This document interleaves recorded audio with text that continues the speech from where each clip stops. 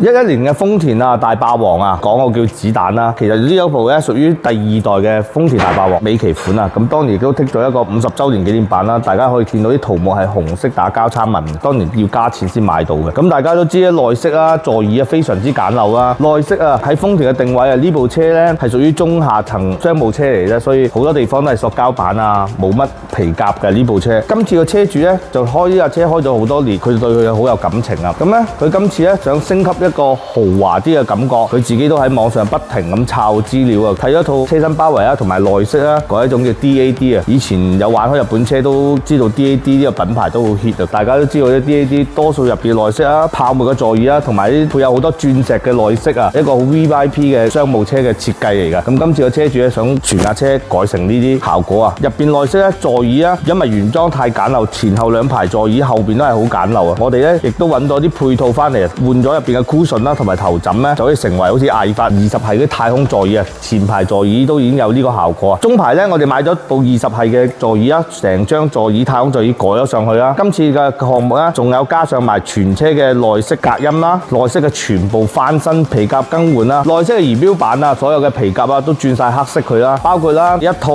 DAD 嘅包圍啊，真係全部日本正廠翻嚟嘅，全部有 logo 嘅。咁啊一套已經裝晒啦，全車大品質啦，亦都升級一個馬鞍，中間嘅馬鞍啦。咁成套嘢出嚟，我哋裝好晒，就睇下呢套嘢嘅 VIP 效果有幾豪華啦。